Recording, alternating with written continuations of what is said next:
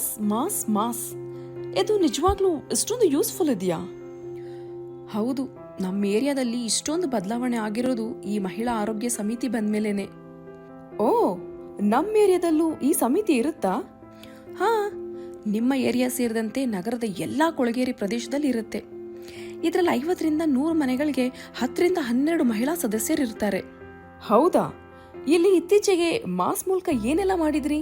ಆರೋಗ್ಯ ಶಿಬಿರ ಮಾಡಿದೀವಿ, ಸ್ವಚ್ಛತಾ ಕಾರ್ಯಕ್ರಮ ಮಾಡಿದೀವಿ, ಮನೆ ಮನೆಗೂ ಆರೋಗ್ಯ ಮಾಹಿತಿ ನೀಡಿದೀವಿ, ಟಿಬಿ ಜಾಗೃತಿ ಕಾರ್ಯಕ್ರಮ, ಮತ್ತೆ ಮಹಿಳಾ ಆರೋಗ್ಯ ಶಿಬಿರಗಳು. ಪಟ್ಟಿ ತುಂಬಾನೇ ಇದೆ ಅಲ್ವೇ? ಇಷ್ಟೆಲ್ಲ ಹೇಗ್ ಮಾಡ್ತೀರಿ? ನಾವು ಸುತ್ತಮುತ್ತ ನೋಡೋ ಆರೋಗ್ಯ ಸಮಸ್ಯೆಗಳನ್ನ ಕಡೆಗಣಿಸದೆ ಗುರುತಿಸ್ತೀವಿ.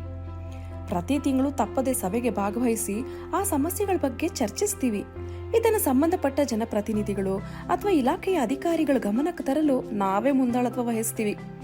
ಸಮಸ್ಯೆ ಬಗೆಹರಿಯೋವರೆಗೂ ಬೆನ್ಬಿಡೋದಿಲ್ಲ. ಆದ್ರೂ ಸಮಸ್ಯೆ ಅಷ್ಟು ಸುಲಭವಾಗಿ ಬಗೆಹರಿಯುತ್ತಾ? ಹಂಗೇನಿಲ್ಲ. ಎಲ್ಲಾ ಸಮಸ್ಯೆಗಳು ಇಮಿಡಿಯೇಟ್ ಆಗಿ ಬಗೆಹರಿಯಲ್ಲ. ಆದ್ರೆ ಮಾಸ್ ಸದಸ್ಯರು ಮನಸ್ಸು ಮಾಡಿದ್ರೆ ಯಾವ ಸಮಸ್ಯೆ ಆಗ್ಲಿ ಸವಾಲಾಗಿ ಸ್ವೀಕರಿಸಿ ಬಗೆಹರಿಸಬಹುದು. ಹಾಗಿದ್ರೆ ಇಷ್ಟಕ್ಕೆಲ್ಲ ಯಾರು ಸಪೋರ್ಟ್ ಮಾಡ್ತಾರೆ? ನಾನು. ಓ ಆಶಾ, ಬಾ ಬಾ. ಹೌದು, ಆಶಾ ಮಾಸ್ ಸಭೆಯಲ್ಲಿ ನಮ್ಗೆ ತುಂಬಾ ಸಪೋರ್ಟ್ ಮಾಡ್ತಾರೆ. ನಮಗ್ ಬೆಂಬಲವಾಗಿ KHPT ಅವರು ಸಹಕರಿಸ್ತಾರೆ. ಅಲ್ವೇ? ಇಷ್ಟೆಲ್ಲ ಮಾಡ್ತೀಯಲ್ಲ, ಇದ್ರಿಂದ ನಿನ್ಗೇನಾದ್ರೂ ಪ್ರಾಫಿಟ್ ಇದೆಯಾ? ಹಾ, ಈಗೀಗ ನನ್ನನ್ನ ತುಂಬಾ ಜನ ಗುರುತಿಸ್ತಾರೆ, ಗೌರವಿಸ್ತಾರೆ. ನನ್ನ ತಿಳುವಳಿಕೆ ಮತ್ತೆ ಅನುಭವ ಹೆಚ್ಚಾಗಿದೆ.